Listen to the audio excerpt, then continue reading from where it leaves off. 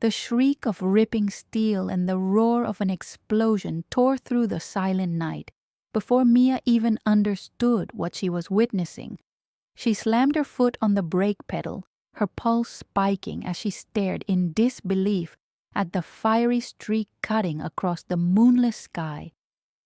A small private jet, engulfed in flames and trailing thick black smoke, plummeted toward the dark waters of Lake Michigan just beyond the coastal highway. In one horrifying, mesmerizing moment, the aircraft slammed into the black surface with a deafening hiss of steam and metal. The shockwave rattled the asphalt beneath her tires. For a single frozen heartbeat, Mia sat paralyzed behind the wheel, watching as the shattered fuselage bobbed violently before beginning its descent into the churning depths. Then adrenaline flooded her system, burning away the shock. She threw her car door open and stumbled toward the rocky shoreline, nearly losing her footing on the uneven terrain. Her heart hammered against her ribs. Someone could still be alive in there. Without hesitation, she fumbled for her phone with trembling fingers and dialed 911, gasping out frantic details to the dispatcher about a plane crash off Lakeshore Drive near mile marker 12. The icy November wind bit through her thin scrubs as she tossed her phone onto the gravel and kicked off her sneakers. There was no time to wait for emergency crews. Every second counted. Pulling off her jacket, she plunged into the freezing water. The shock of cold stole the breath from her lungs, but she forced her arms and legs to move, cutting through the inky waves toward the wreckage. Salt water mixed with fuel slapped into her face, bitter and choking. Out in the darkness, twisted metal loomed like the skeleton of some dying creature. A jagged wing jutted from the surface at a sickening angle. The rest was sinking fast. "Hello!" Mia shouted between gasping breaths, spitting out water. "Can anyone hear me? Hold on!" Her voice was swallowed by the slap of waves and the low groan of burning debris. An oily slick coated the surface, filling her nose with the acrid stench of jet fuel and smoke. Coughing, she pushed closer, dodging shards of twisted metal and torn leather seats drifting past. She had to get inside before the plane disappeared completely. Sucking in a deep breath, she dove under, forcing her eyes open against the brutal sting of cold and salt. In the murky green darkness below, she made out the shattered cockpit and the shadowy outline of a man still strapped into his seat. Bubbles escaped from his slightly parted lips. He was running out of time. Her lungs screamed for air as she fought her way through a jagged tear in the fuselage. She grabbed the man's shoulder. His body was limp, his head lolling against the headrest. Not dead. Please, not dead. She hooked her arm beneath his armpits and pulled hard. He was wedged by the crumpled instrument panel, still buckled in. The plane groaned around them, the metal shrieking as water rushed in from all sides. Panic clawed at the edges of her mind, but she shoved it down. Fumbling in the dark, her fingers found the seatbelt buckle and pressed hard. The harness released, and the man's full weight collapsed onto her. She nearly lost her grip as the floor tilted sharply. The jet was sinking faster now, dragging them down. Kicking with everything she had, Mia hauled him through the cockpit opening, shattered glass scraping her arms and legs. The roar of blood in her ears grew deafening. "Move! Just move!" Light exploded around her as they broke the surface. She gasped and coughed, gulping down sweet oxygen. The man's head lolled against her shoulder, but she heard it, a wet, strangled sound from his throat, a cough. He was breathing, barely. Relief and determination surged through her veins. Hooking her arm firmly around his chest, she began the agonizing swim back to shore, dragging him along as waves battered them relentlessly. Her muscles burned, and her teeth chattered violently by the time her feet finally touched the rocky shallows. With the last reserves of her strength, she hauled him up onto the pebbled beach, collapsing beside him just beyond the tide's reach. She rolled him onto his back, ignoring the pain radiating from her shoulders and lungs.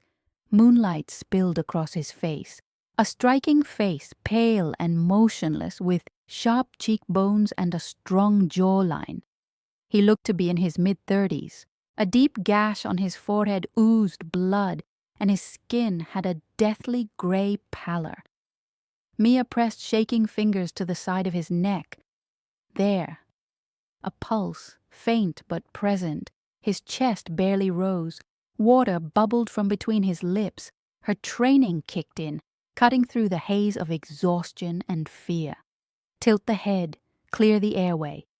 She sealed her mouth over his and gave 2 rescue breaths. His chest rose slightly beneath his soaked shirt. Positioning her hands over his sternum, she began compressions. "Come on," she pleaded aloud, her voice cracking with desperation. "Stay with me. You can do this." After 15 compressions, he convulsed violently and coughed up a torrent of lake water. She turned his head to the side as he retched weakly, expelling the water from his lungs. A shaky laugh of relief escaped her lips. He was alive. In the distance, sirens wailed, growing louder, the Coast Guard or paramedics responding to her call. The man's eyes fluttered open at the sound, just narrow slits of steel gray beneath heavy lids. His hand suddenly shot out, gripping her wrist with surprising strength for someone half drowned. Mia yelped, nearly falling backward. "No hospital," he rasped, his voice barely audible, a raw scrape of sound but urgent. The accent was thick, Eastern European, maybe Russian, twisting the simple words into a command. No hospital. He had to be in shock, not thinking clearly. Mia leaned closer, trying to speak calmly through her chattering teeth. "You were just in a plane crash. You nearly drowned," she said slowly, enunciating each word. "You need medical attention." His grip tightened painfully on her wrist. Even half-conscious, his eyes bored into hers with a ferocity that sent a chill down her spine. "No, please," he whispered, each word labored and desperate. "Please." Understanding flickered in her mind. He was afraid of the authorities. Instinctively, she glanced down at him. A torn, expensive dress shirt, now soaked and streaked with blood, tailored slacks. And there, beneath his jacket, a leather shoulder holster strapped across his broad chest, the unmistakable outline of a handgun secured inside. Her stomach dropped. Who the hell had she just pulled out of that plane? The sirens grew closer, red and blue lights beginning to strobe against the low clouds hanging over the lake. The man struggled to sit up, grimacing in pain, but collapsed back with a stifled groan. He was in no condition to run, yet the terror in his eyes was unmistakable. She knew nothing about him. He could be dangerous, a criminal or worse, but she'd taken an oath. Do no harm. She couldn't let him die, and right now, keeping him calm and alive was all that mattered. Mind racing, Mia made a split-second decision. She cupped his face gently, forcing him to focus on her. "Okay," she whispered. "No hospital, I promise." His brow relaxed slightly, his hand slipping from her wrist as he went limp again, eyes sliding closed in either relief or unconsciousness. Her heart thundered in her chest. What was she doing? Headlights swung into view along the roadside above. She had only seconds before first responders flooded the area. If they found him, he might panic or do something reckless with that gun. Jaw set with determination, she scrambled to her feet, cold water streaming off her, and scanned the beach frantically. There, a narrow path leading up the embankment toward the road where she'd left her car. If she could get him to her vehicle before they spotted them. She crouched down and hooked her hands under his arms. "I'm getting you out of here," she murmured, uncertain if he could even hear her anymore. Using every ounce of strength she had left, she began dragging him across the pebbles. Each step was agony. He was impossibly heavy, well over 6 feet tall and solidly built. Or maybe she was just completely drained. Probably both. Up the slope they went, stumbling and slipping on wet grass and loose stones. Sharp twigs and rocks bit into her bare feet, but she didn't stop. Behind her, flashlight beams swept across the water as voices shouted urgent commands. They hadn't spotted her yet, just a little farther. At last, gasping for air, she reached her car parked on the shoulder. Propping the man against the passenger door, she wrenched it open and used every bit of leverage to shove him inside. His soaked clothes immediately soaked into the seat. He moaned faintly as she buckled him in, but his eyes remained closed. A male voice called out from near the beach. "Hello, anyone up there?" Her blood turned to ice. They were coming up the path. Moving quickly, she pushed the man's torso down so he slumped out of sight below the dashboard. Then she shut the passenger door as quietly as possible and darted around to the driver's side. Snatching up her discarded phone and sneakers, she slid behind the wheel, her hands shaking so violently she could barely grip the key. A flashlight beam swept up the embankment just as she turned the ignition. The engine roared to life, impossibly loud in the stillness. For one terrible second she was certain they'd heard, but a fresh collapse of wreckage out on the lake drew shouts and attention back toward the water. Heart pounding so hard it hurt, Mia eased the car forward with the headlights off, merging carefully back onto the coastal highway. They slipped away into the darkness, leaving the flashing emergency lights and chaos behind. Her hands were white-knuckled on the steering wheel, her soaked body shivering violently against the seat. She'd never done anything like this before, fleeing an accident scene, hiding a victim from rescue workers, but as the man beside her drew a shallow, rattling breath, she reminded herself why she'd done it. For better or worse, she had just become this stranger's only lifeline. She drove, with the heat cranked up to maximum, trying to keep both of them warm. His eyes stayed closed, his head lolling against the headrest with each bump in the road. She talked to him as she drove, rambling reassurances and anything to keep him tethered to consciousness. "Hang in there, okay?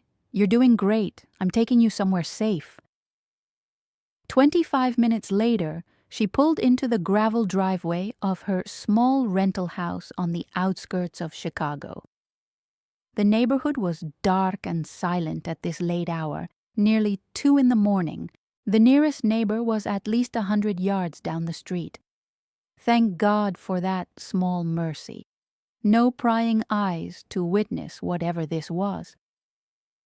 She killed the engine and hurried around to the passenger side. The man was slumped against the window, completely motionless. Panic spiked until she saw the faint mist of his breath fogging the glass. Still alive. Getting him out of the car proved to be another monumental battle. He was tall, easily 6'3" and heavily muscled. She managed to wrestle one of his arms around her shoulders and coax him into a semi-standing position, enough to half-drag, half-carry him up the 3 concrete steps to her front door. "Almost there," she panted, unsure if the words were for his benefit or her own. Inside, She kicked the door shut with her heel and guided him toward her small living room couch. They collapsed onto it together, him in a heap, her tumbling alongside because she refused to let go. His head ended up in her lap. For a long moment, she just sat there, breathless and trembling with exhaustion, water pooling beneath them on the hardwood floor. Her wet scrubs clung to her skin, and a puddle was already forming around her bare feet. She needed to get them both warm and dry, fast. With a grunt of effort, Mia shifted out from under him, easing his head onto a throw pillow. He didn't stir beyond a low groan rumbling in his chest. In the lamplight, he looked even worse than on the beach. Ashen skin, that gash on his forehead still oozing blood, lips tinted blue from hypothermia. She had to act quickly. First, she grabbed the fleece blanket draped over the back of the couch and wrapped it tightly around him, tucking it in at the sides. Then she stripped off her soaked scrubs, tossing them into a wet heap on the floor, and hurried to the bathroom. In record time, she toweled off and pulled on dry sweatpants and a hoodie, not even bothering with undergarments. The moment she started warming up, violent, full-body shivers hit her. She gritted her teeth to keep them from chattering as she rushed back to the living room. The man hadn't moved an inch. She knelt beside the couch and checked his pulse again at his neck, still there, a bit steadier even. His skin felt slightly less icy thanks to the blanket and the heat now blasting through the house. Now she needed to assess his injuries properly. Focus, Mia. She slipped into nurse mode, training overriding the fear and emotion threatening to overwhelm her. On the coffee table, she kept a well-stocked first aid kit. Being an emergency room nurse meant always being prepared for accidents and minor crises. Tonight, it would have to be enough for a plane crash survivor. She snapped on latex gloves and gently pushed the blanket down to examine him more thoroughly. His clothes were a disaster. A torn white dress shirt, once clearly expensive, now soaked through and streaked with blood and grime. Tailored dark slacks, also ruined, and that leather shoulder holster strapped across his broad chest, still securing a sleek black handgun. The sight of the weapon made her pause, her heart skipping a beat. She'd treated plenty of trauma patients who carried weapons, police officers, security guards, even the occasional gang member brought in by paramedics. But having an armed stranger unconscious in her home was an entirely different level of risk. He was out cold, she reassured herself. Carefully, she unfastened the holster and removed it, setting both it and the gun on the far end of the coffee table, well out of reach. Underneath, she noticed faint scars crisscrossing his lean, muscular torso, and fresh bruises already darkening his left side and ribs. Whatever violence had carved into him hadn't started or ended with tonight's crash. She found a leather wallet in his back pocket and flipped it open with shaking hands. A thick stack of $100 bills bulged on one side, more cash than she'd ever seen someone carry. Her eyes widened. On the other side was a New York driver's license. The name read Dmitry Volkov, age 36. The small photo showed a stern, dark-haired man with an intense gaze. Definitely the man on her couch. There were also 2 matte black credit cards with just his name embossed in silver and a plain white business card with only a phone number printed on it.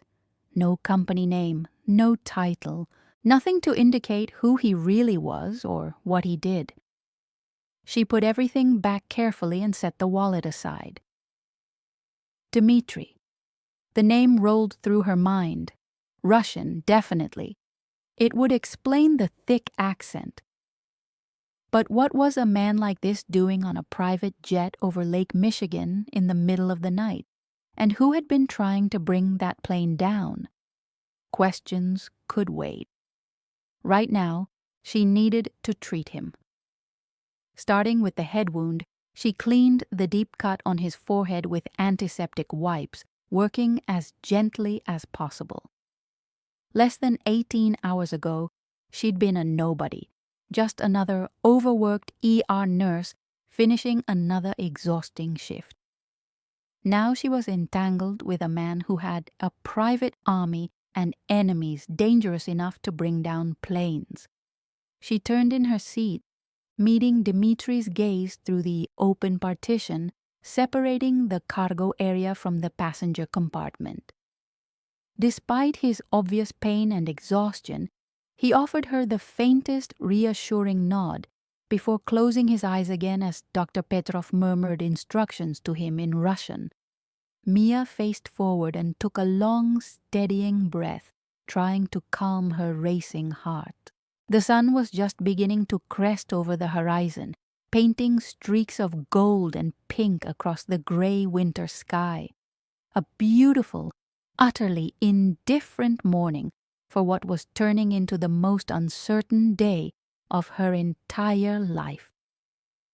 The convoy had been driving for maybe 30 minutes, and Mia was only just beginning to relax her clenched fists when everything went straight to hell. They were traveling along a 2-lane highway that cut through rolling hills covered in dense forest, heading north away from the city. Alexei drove with unwavering focus, not speeding recklessly, but not dawdling either. One SUV maintained position ahead of them, another followed close behind, and 2 more flanked them at a careful distance on either side. Mia kept glancing nervously back at Dimitri through the partition. He looked deathly pale and utterly exhausted lying on that stretcher, but every time their eyes met, he managed to give her a tiny nod or the ghost of a smile, as if trying to comfort and reassure her. Dr. Petrov worked steadily, adjusting an IV line in Dimitri's arm and monitoring his vital signs on a portable screen. The guard in the passenger seat, Anton she'd heard him called, scanned the road ahead with sharp, vigilant eyes. The tension in the vehicle was suffocating. These men clearly expected trouble at any moment. Unfortunately, they were absolutely right. One second they were cresting a hill bathed in early morning sunlight. The next instant, the lead SUV ahead of them screeched to a violent halt, tires smoking and screaming against asphalt. Alexei cursed loudly in Russian and slammed on the brakes. Mia lurched forward hard against her seatbelt as their SUV skidded and fishtailed, barely stopping in time. Up ahead, she could see exactly why they'd stopped. The road was completely blocked by 3 black pickup trucks positioned in a V formation. Armed men with assault rifles stood brazenly in the truck beds. It was a carefully planned ambush. Everything erupted into chaos at once. Muzzle flashes burst from the blockade as the gunmen opened fire without warning. The staccato pop-pop-pop of automatic weapons filled the air. The lead SUV's windshield exploded into a spiderweb of cracks and holes. Alexei yanked the steering wheel hard, trying desperately to reverse or turn them around, but more trucks had appeared from nowhere, boxing them in completely from behind. They were trapped in a perfect kill zone. "Get down now," Anton shouted, twisting in his seat and shoving Mia's head down hard, just as a bullet pinged violently off the reinforced frame exactly where her head had been a split second before. She slid awkwardly onto the floorboard, her heart in her throat, curling into as small a target as possible. The air around them filled with the deafening cracks of sustained gunfire and the heavy thunk of rounds slamming into armored metal. Their SUV absorbed most of the impacts, but suddenly the rear window shattered completely. raining razor-sharp glass down onto the seats. Voices shouted frantically in a mix of Russian, English, and Spanish. Their escort vehicles began responding with overwhelming firepower of their own. The sharp crack of their rifles was absolutely ear-splitting in the confined space, rattling her teeth. Mia peeked over the edge of the dashboard just in time to see one of the attackers topple backward from a truck bed, clearly hit by a precise shot from one of their men. Before you continue watching, I need to ask you something important. We're working hard to bring you more incredible stories like this one, but we need your help to keep going. If you're enjoying this story, please hit that subscribe button right now. We're trying to reach 1,000 subscribers so we can continue creating content for you. And here's something fun. Drop a comment below telling me, would you risk everything to save a stranger's life like Mia did, or would you call 911 and walk away? I'm genuinely curious what you'd do in her situation. Now, back to the story. A piercing explosion suddenly jolted their entire vehicle violently to one side. "Tire!" Alexei snapped through gritted teeth, fighting desperately with the steering wheel as their ride lurched and wobbled dangerously. One of their tires had been blown out completely. Another blast and the front passenger window imploded inward in a shower of glass. Anton grunted sharply, jerking backward as blood sprayed across the dashboard. He'd been hit. Mia gasped, her nursing instincts immediately overriding her terror. Anton slumped forward, choking and gasping, pressing one hand uselessly against his tactical vest, which was now soaked dark red with blood. She crawled up from the floor, broken glass biting viciously into her palms, but she barely registered the pain. "Hold on," Alexei shouted, his voice tight with controlled fury. He suddenly floored the accelerator, aiming their damaged vehicle straight at one of the pickup trucks blocking their path. Mia barely had time to grab the door handle and brace herself before they crashed into it with a sickening crunch of metal and squeal of tortured tires. Their heavy armored SUV, even with a blown tire, smashed the lighter truck aside like a toy, clearing a narrow gap in the blockade. "Go, go, go!" Alexei barked urgently into his radio. The lead SUV, battered and smoking but still mobile, gunned its engine and shot forward through the opening. Their SUV followed immediately behind on its damaged flapping tire, the ride rough and jarring. The remaining escort vehicles laid down absolutely withering covering fire, bullets tearing into the tree line and shredding the remaining trucks. Amid all the chaos and violence, Mia heard a strangled, wet noise beside her. Anton. Blood was seeping steadily between his fingers where he clutched desperately at his shoulder. Without conscious thought, she tore off her hoodie, wadded it up tightly, and pressed it firmly against his wound. He grimaced in obvious agony, but gave her a brief, grateful nod, somehow keeping his service pistol ready and aimed in his other trembling hand. Behind them, gunfire still raged like a war zone. Mia twisted around in her seat to look through the shattered rear window. One of their SUVs had been violently rammed into a roadside ditch, and several of their men were pinned down behind it, exchanging desperate fire with the attackers closing in. They couldn't stop to help.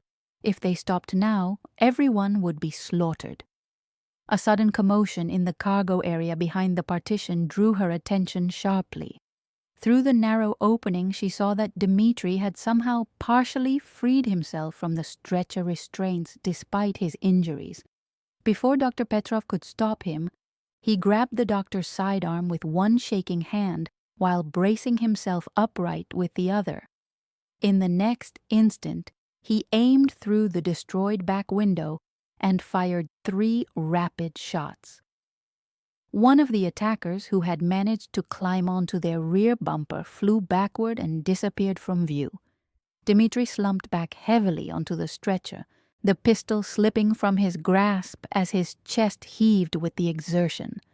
Their eyes met briefly through the partition, and even half dead from his injuries, he managed a fierce, determined nod. Gunfire and frantic shouts continued to echo all around them as the firefight raged. But their team's disciplined return fire was devastating and precise, tearing into the attackers with ruthless efficiency.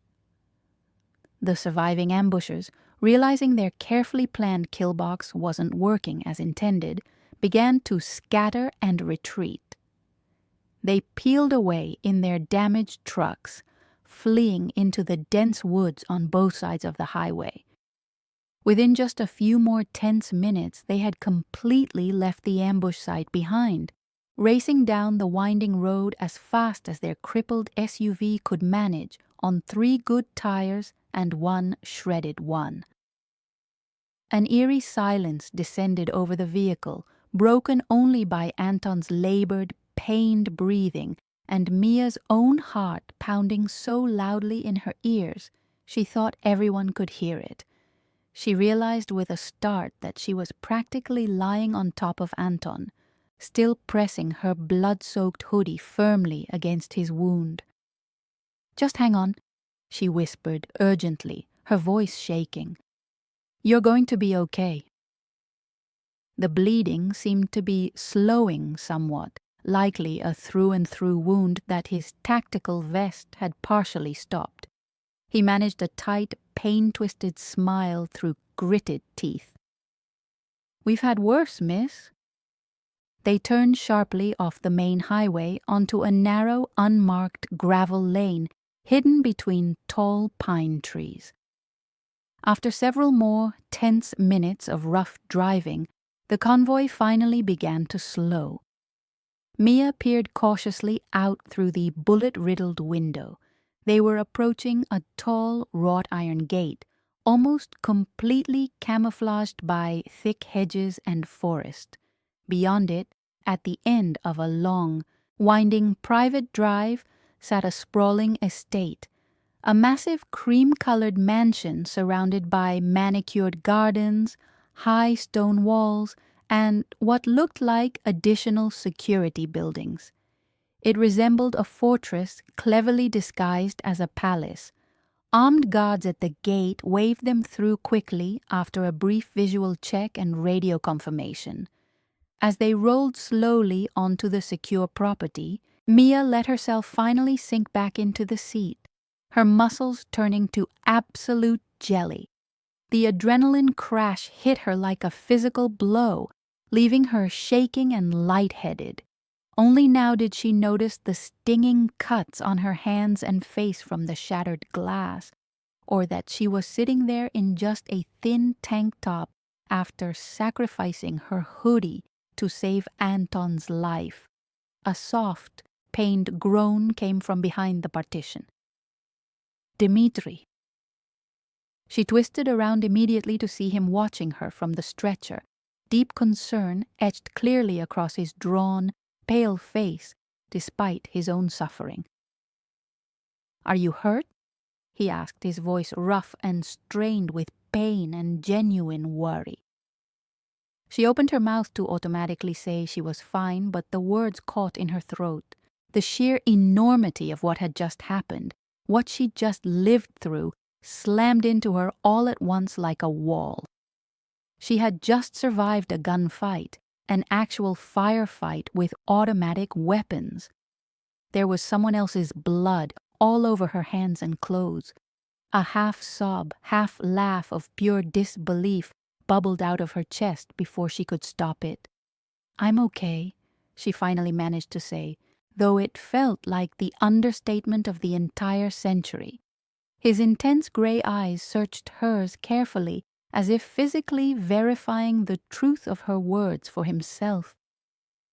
"You did incredibly well," he murmured, and there was a fierce kind of pride and admiration in his rough tone that warmed something deep inside her chest despite everything. Before she could even begin to formulate a response, the vehicle came to a complete stop directly in front of the mansion's grand entrance. Staff members and additional guards immediately swarmed out from inside. Alexei and another man jumped out quickly and opened the rear hatch with practiced efficiency. They carefully slid Dmitri's stretcher onto a waiting gurney that had been wheeled out.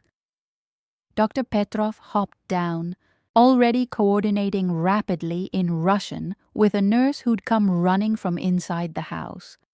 Within mere moments, they had whisked Dmitri through the massive double doors, presumably to some kind of in-house medical suite. "Come on, we've got you," a young medic with kind eyes said gently to Anton, who was trying and completely failing to push himself out of the SUV on his own strength. Mia realized she was still hovering protectively at Anton's side, one hand resting on his uninjured shoulder, as if she could somehow hold him together through will alone. Gently, reluctantly, she released him to the waiting professionals who helped ease him carefully onto another gurney. As they hurried him inside, she stumbled out of the vehicle on shaking legs and just stood there in complete shock and exhaustion. The solid ground beneath her feet felt like it was tilting and swaying. Alexei was barking rapid orders about immediate lockdown procedures and coordinating a rescue team to go back for the men from the vehicle that had crashed. His own expensive suit was torn and dirty, a dark bruise already swelling along his sharp jawline, but he looked otherwise intact and focused. He paused his frantic coordination to stride quickly over to where Mia stood swaying. "Miss Chen, are you injured?" he asked, his sharp eyes taking in her completely disheveled, blood-spattered state with clear concern. "I'm not hurt," she replied, her voice coming out shakier than she intended. "Just really shaken up." He nodded, the tension around his pale eyes softening slightly with what might have been sympathy. "We didn't anticipate they'd move against us so quickly or so boldly. They must have had intelligence on our route somehow." His jaw ticked with barely suppressed anger, and something that looked almost like betrayal flashed briefly across his hardened face. "We'll deal with that security breach later. For now, you'll be completely safe here. The estate is one of the most secure locations we have." His tone was firm and authoritative, clearly trying to reassure her. Mia glanced up at the absolutely massive, imposing mansion looming above them. It was simultaneously beautiful and deeply intimidating with its tall arched windows, stone facade covered in climbing ivy, and the sense of old money and power radiating from every detail. "Where exactly is here?" she asked weakly. "One of Mr. Volkov's private properties," Alexei explained. "Consider it a secure safe house. You'll be our guest until the situation stabilizes and the immediate threat is neutralized." Guest. The word carried an enormous amount of unspoken weight. Protected, yes, definitely, but also not exactly free to just walk away whenever she wanted. She swallowed hard against the tightness in her throat and nodded acceptance. "Okay." He guided her gently but firmly up the wide marble steps and through the imposing entrance into what felt like walking into a lion's den, though given the extreme violence waiting outside these walls, the mansion felt far more like sanctuary than prison at this particular moment. Inside was organized, controlled chaos, staff members rushing past, speaking in hushed, urgent tones, someone hurrying down a hallway with used medical supplies, armed guards efficiently fanning out to defensive positions throughout the sprawling first floor. The interior was absolutely grand. All polished dark wood paneling, gleaming marble floors, crystal chandeliers, and priceless-looking artwork. But Mia barely registered any of the details as Alexei led her swiftly down a long hallway. A middle-aged housekeeper with kind eyes and graying hair pulled back in a neat bun intercepted them with a worried, concerned expression. Alexei murmured something rapidly in Russian, and she immediately nodded with understanding and disappeared down another corridor, presumably to prepare accommodations. Moments later, Mia found herself being ushered into a spacious guest suite on the ground floor. It was decorated in tasteful creams and soft golds with a large four-poster bed, a comfortable sitting area arranged near tall windows that overlooked an immaculately manicured garden, and what looked like genuine antique furniture.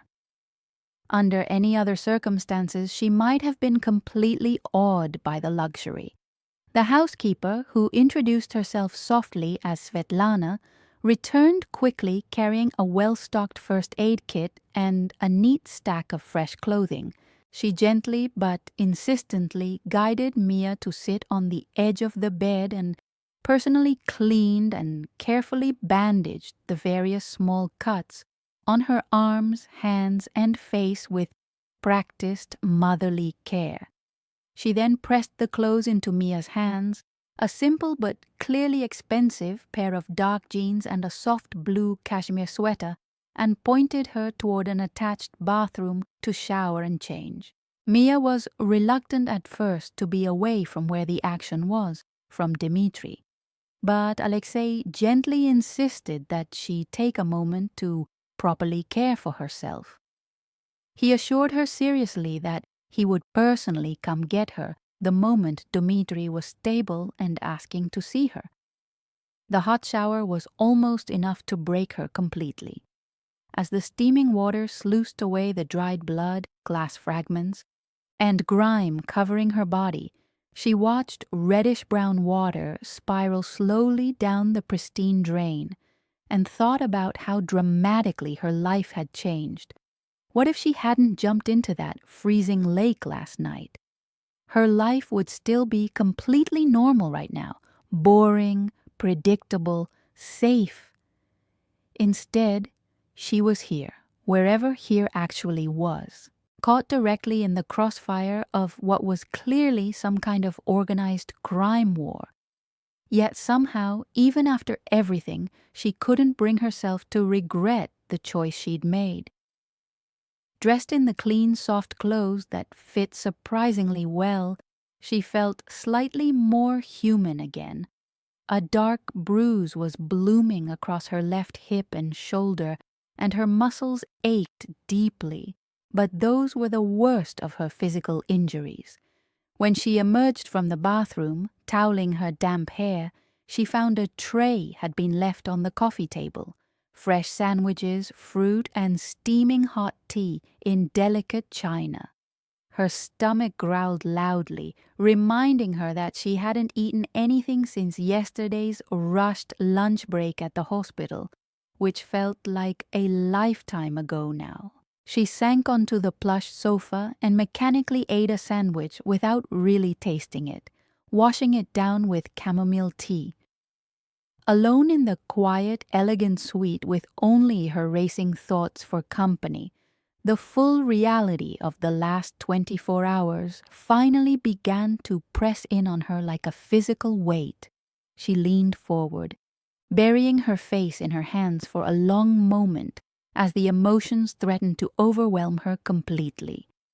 What now, Mia? What the hell happens now? Her old life, her job at Chicago Memorial, her mother at the care home, all of it felt a million miles away, completely unreachable.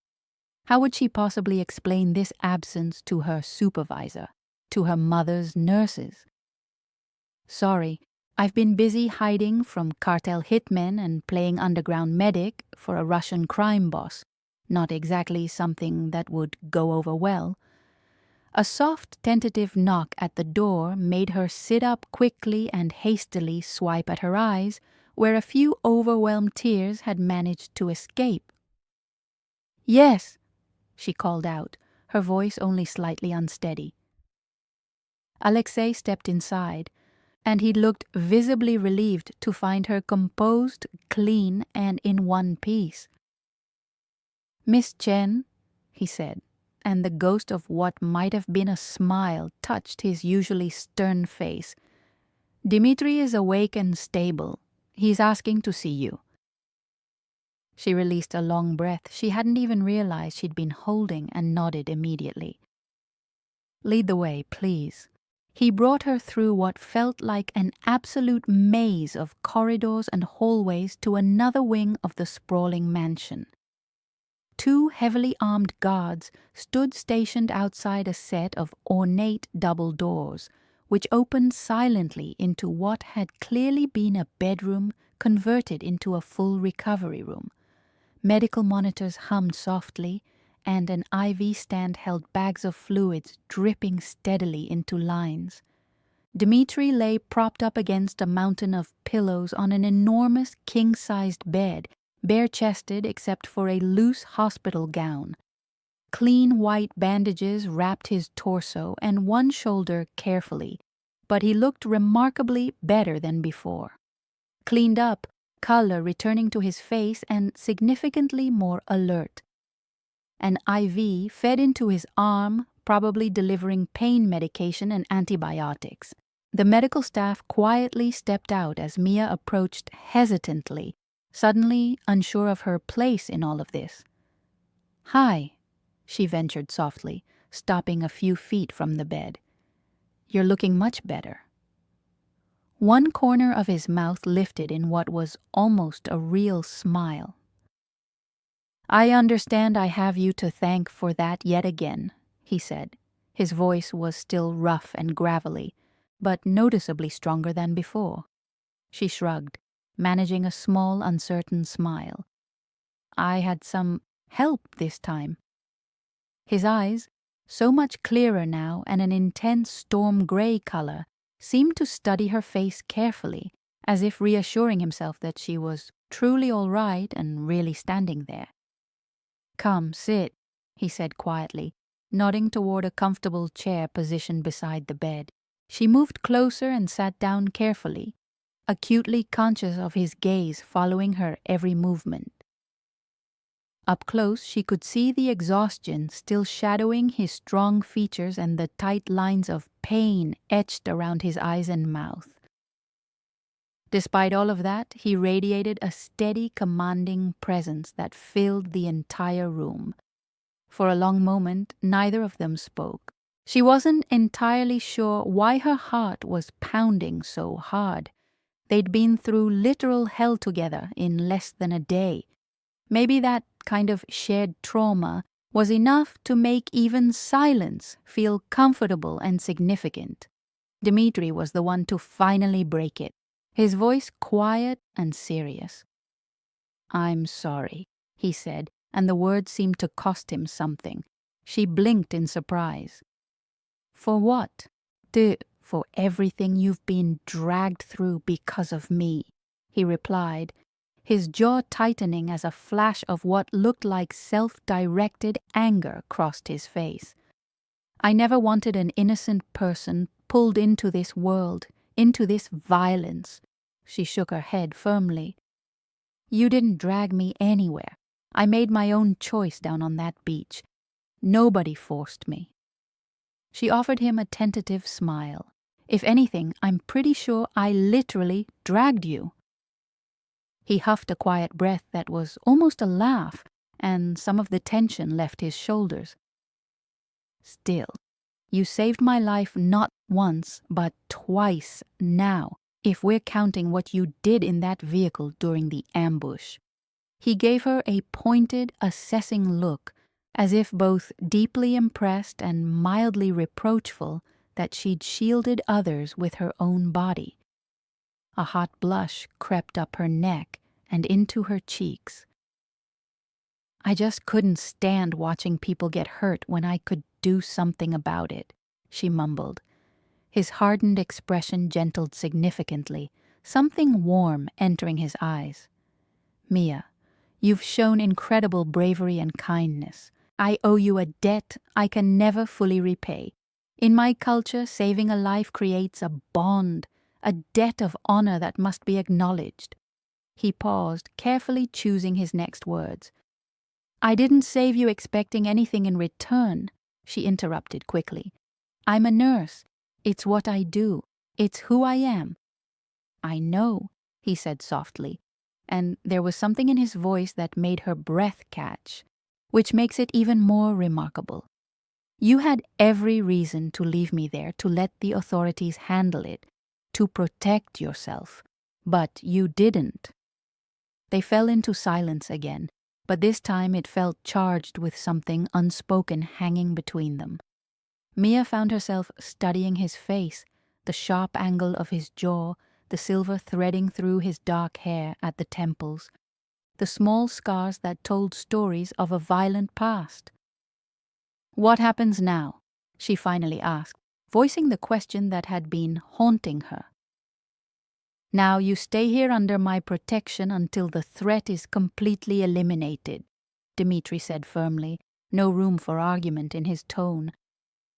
The people who brought down that plane, who ambushed us this morning, they're part of a rival organization. They won't stop until they believe I'm dead or until I finish this. Her stomach tightened with anxiety. How long will that take? He met her eyes directly, honest. Days, maybe a week or two at most. My people are already moving against them, but I won't let you leave until I'm absolutely certain you're safe.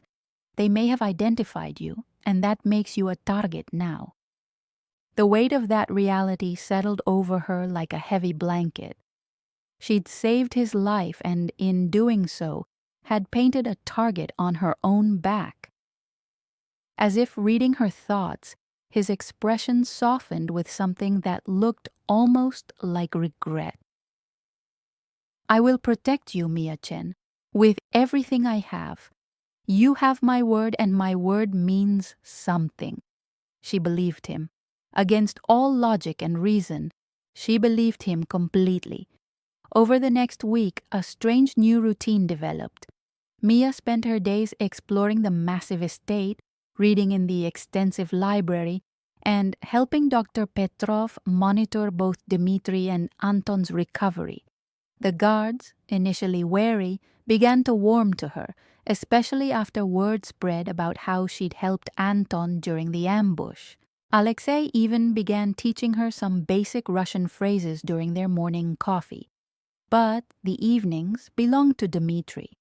As he grew stronger, they fell into a pattern of long conversations in his recovery room.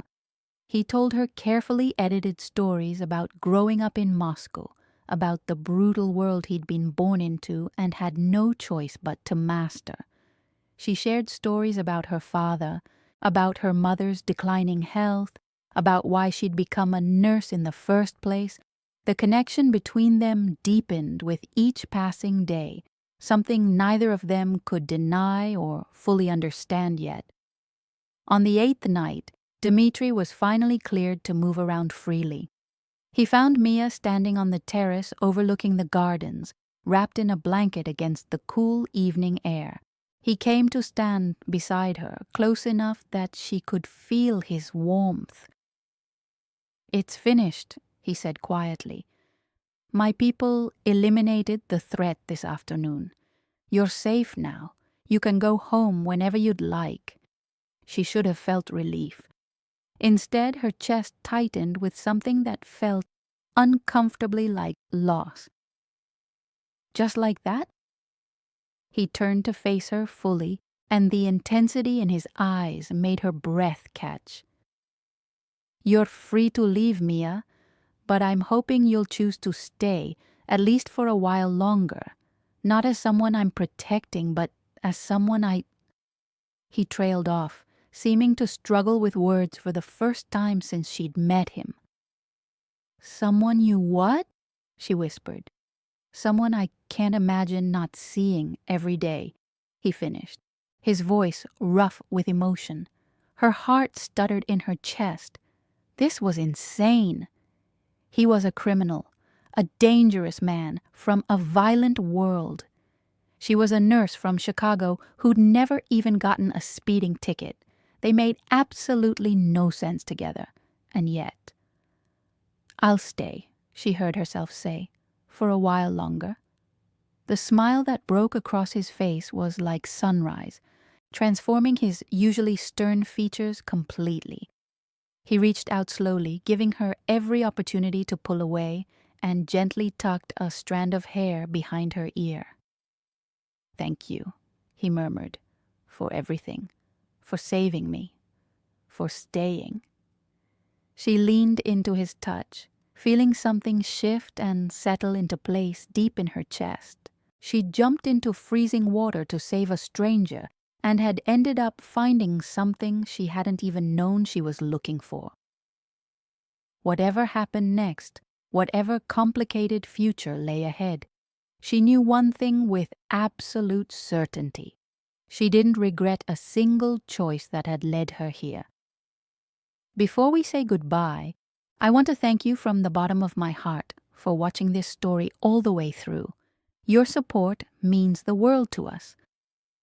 If this story touched you, made you feel something, or kept you on the edge of your seat, please consider subscribing to our channel. We pour our hearts into creating these stories for you, and having you as part of our community makes it all worthwhile. Drop a comment below and share your thoughts. Have you ever had a moment where one decision changed everything in your life? What would you have done in Mia's situation? We love hearing your stories and experiences. And if you enjoyed this, please share it with someone who loves a good story. Hit that like button, and let's keep this incredible community growing together. Thank you for being here. Until the next story, take care of yourself and the people you love.